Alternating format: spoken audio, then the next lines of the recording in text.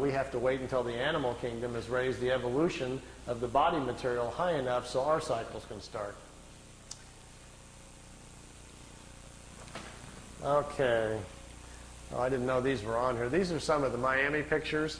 Some of the ones that I didn't put on the tape, because I'll kind of go through them here. Here's the kid in Miami.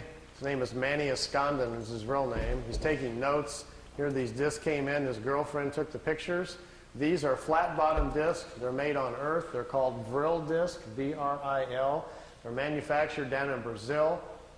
They also have a factory down by in New Schwabenland in Antarctica. Here's another picture. There's a news copter came in. Look at the first three discs. When they see the copter, they start to turn invisible or put their shields up. And the first three crafts that go out in a series are just becoming invisible when he snapped the picture. It was taken with a Polaroid at a 30th of a second, so it caught it right in the end of going out there. These discs were designed by German technology in the late 40s. The first ones we know of that were tested out were probably around 47 or 48. They're called Vril levitation devices. As you can see, they actually fly quite well. Notice the nice V formation. Being typical earthbound Air Force pilots, they're still flying in formation.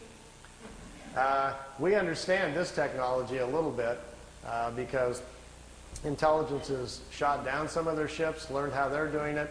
And when you hear rumors about how the Americans are building flying discs, what we're doing is playing catch-up to the German technology that's been around since the 40s. Their technology has accelerated tremendously. They make two different types of levitation devices. That's what we're doing out at Area 51. We manufacture the devices in San Diego. They're put together by General Electric. We test them at Area 51. Here's the German disc parked down on the ground at a facility down in Brazil. Here's four guys standing next to it down there. There's a whole row of them. He couldn't count how many were down there. He had his Polaroid with him and grabbed a few short shots here.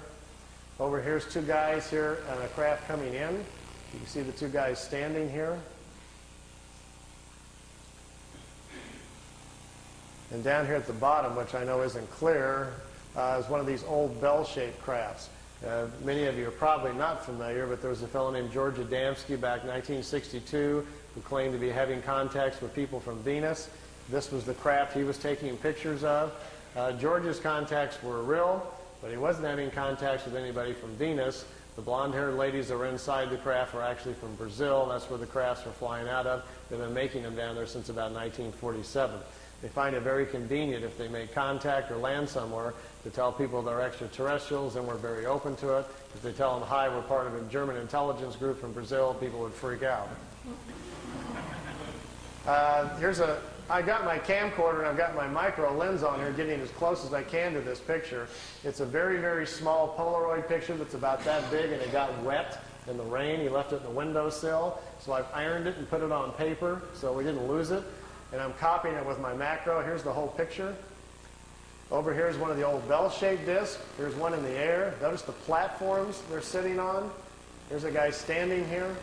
There's a guy over here just coming out of this disc. I'm trying to get real close to the bottom of it here so we can see what they're like.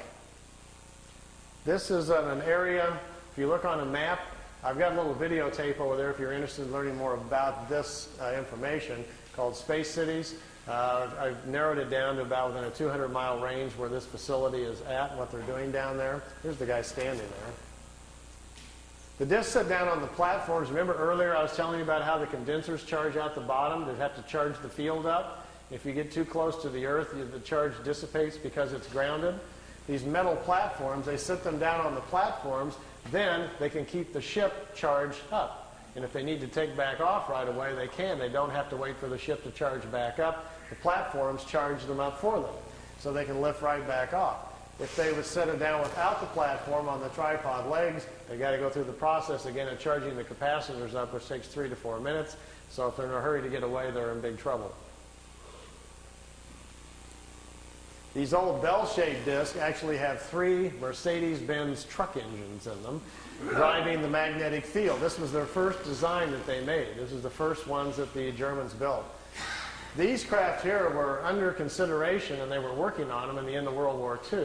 when you hear about Hitler's secret weapon at the World War II, if you go back and look at the newspapers, that's what he was talking about. They were in hopes they would get these things up and working, and they would still have a chance then to win the war. Fortunately for all of us, they did not, or we'd all be speaking German today. Interesting side effect, too, once they finally did get them up and working, they made lousy war weapons because the field around them prevents you from dropping bombs or anything out of them. It ignites the bombs. So it took them a while. They don't even have weapons on them for a while, and then they had to come up with other kinds of devices.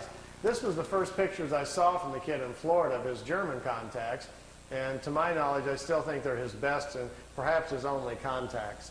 I think he probably had a couple of contacts from these people. They came, they took him for a ride, it looks like on one or two occasions, and then perhaps they never came back.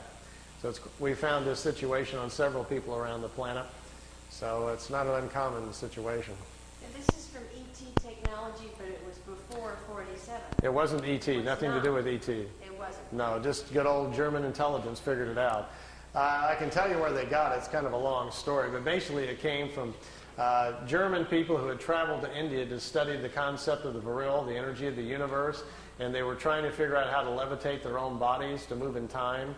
And they came back and they explained it to people what they were doing in India, how they were trying to travel in time. And some German engineers tried to build a machine to travel in time, but when they turned the thing on, it lifted up off the floor instead. They didn't time travel, but it floated.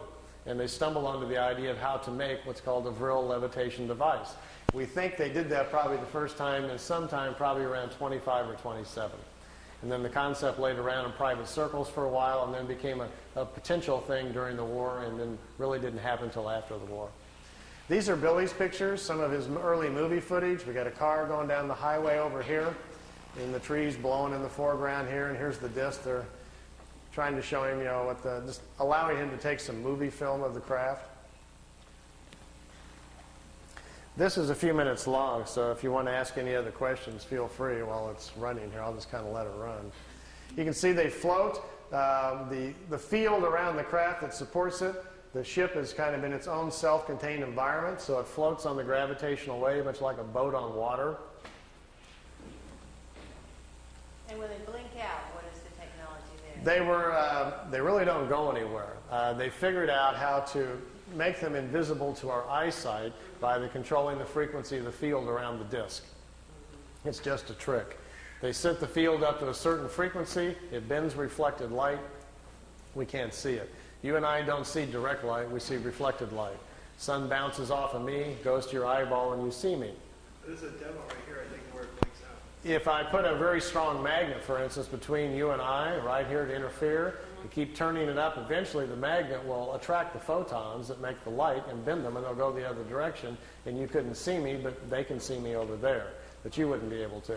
So that's the basic theory we think they're doing. They've just figured out how to cloak themselves by bending light and causing our eyes not to see it, because they don't go anywhere. They were clear to Billy that the craft is still there. If you're inside the ship, you can still look outside and see everybody else, but they can't see you. And yet we can see objects beyond them There, on it the blinks outside. out.